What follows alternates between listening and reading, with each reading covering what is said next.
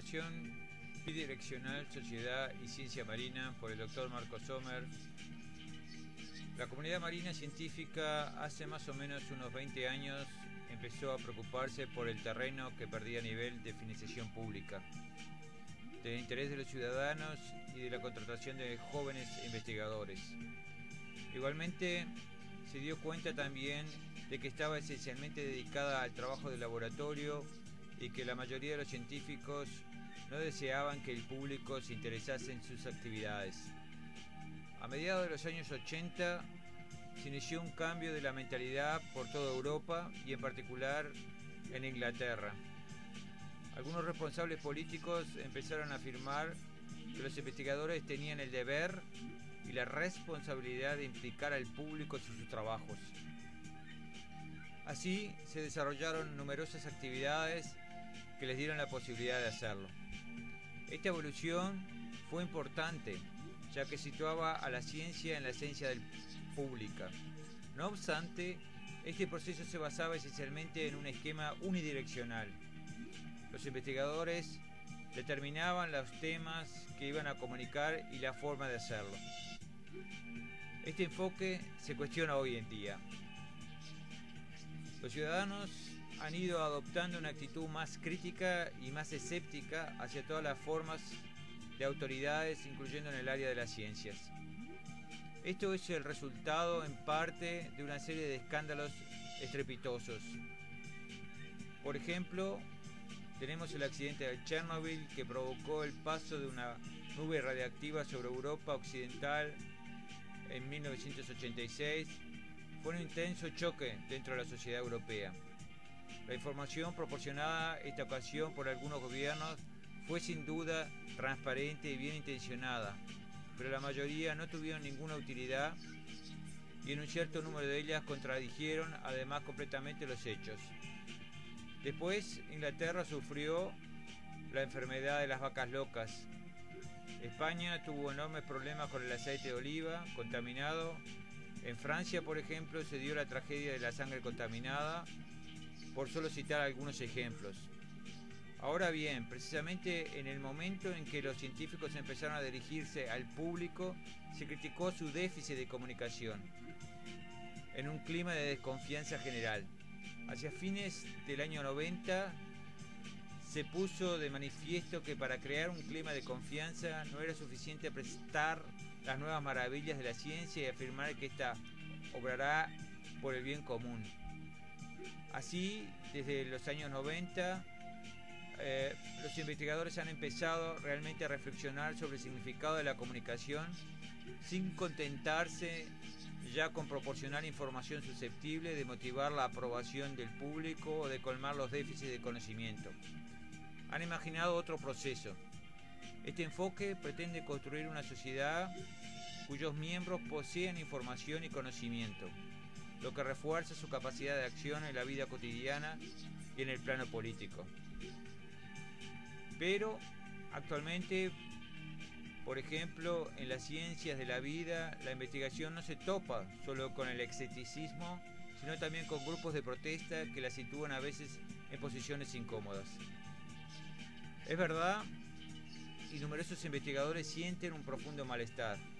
Los genetistas, por ejemplo, se quejan de la ignorancia del público y temen que debido a ello pueda ser manipulado por diversos grupos de protestas o de presión. Sostiene, por ejemplo, que según ciertos estudios, una gran parte de la gente opina que solo los organismos genéticamente modificados poseen genes, mientras que es evidente que todos los organismos lo poseen. Esta falta de conocimiento demostraría que la mayoría de ellos no están preparados para participar en un debate sobre los organismos genéticamente modificados. No obstante, hay que escuchar a la gente cuando dice: poco importa si hay genes o no, lo que nos preguntamos es si es bueno alterar así la naturaleza sin saber con certeza cuáles serán las consecuencias. Pero la cuestión no estriba tanto en conocer o no conocer los hechos de la genética. Aunque estos estén probados de forma científica, no constituye forzosamente el factor decisivo que determina las actitudes de cara a tal o cual tecnología. Además, es ilusorio creer que la transmisión de conocimiento vaya a modificar la opinión pública. La relativa desconfianza del público hacia los científicos no se debe a un cuestionamiento sobre la neutralidad de la ciencia, por ejemplo, en sus relaciones con la economía. Antes que nada, nos equivocaríamos al hablar de globalmente de la ciencia, considerándola como un conjunto. Se subdivide en grupos de investigadores según su disciplina, sus diferentes enfoques, etc. La ciencia es un proceso de desarrollo del conocimiento fiables. Perdón. Por ejemplo, en 1996, el Consejo Científico del Gobierno británico tenía la opinión de que no existía un mecanismo conocido por el cual las vacas locas pudieran transmitirse al ganado, del ganado al hombre. Después de eso se desarrolló y se reconoció efectivamente la famosa barrera de las especies, es decir, que podía franquear esa barrera. Dicho esto, la ciencia tiene y siempre ha tenido implicaciones importantes en la innovación industrial, en los procesos de fabricación, la creación de riquezas, en el fenómeno de la globalización. Se trata de saber si los ciudadanos están persuadidos de que tal o cual dirección tecnológica dará lugar a productos que desean completamente seguros. ¿Qué se opina de las conferencias de consenso, denominadas también conferencias de ciudadanos o cafés ciencias ciudadanos? ¿En qué medida representa un modelo de participación democrático cuyas opiniones podrían ser consideradas realmente?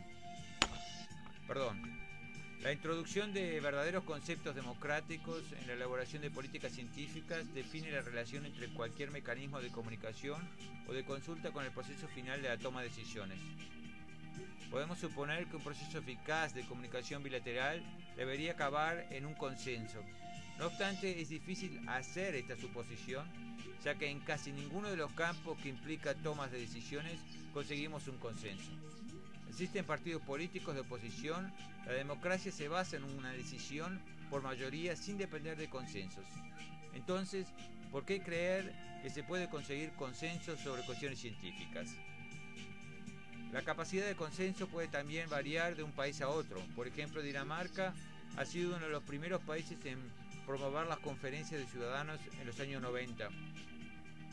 Esta iniciativa ha dado sus frutos, influyendo en decisiones políticas en varios campos, como la energía y el transporte en Dinamarca. Otro ejemplo es en el Reino Unido. Este enfoque de consenso se introdujo hace algunos años dentro del marco del debate nacional sobre las vacas locas. El informe resultante reveló que los británicos estaban preocupados por los alimentos genéticamente modificados y que no estaban convencidos de sus ventajas.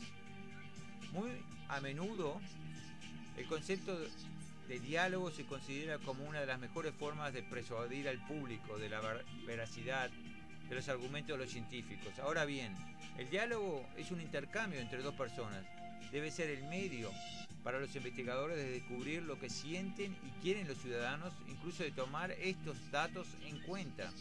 Dentro de esta perspectiva, la comunidad científica debe aceptar el no tener necesariamente la última palabra y estar confrontada a cuestiones éticas.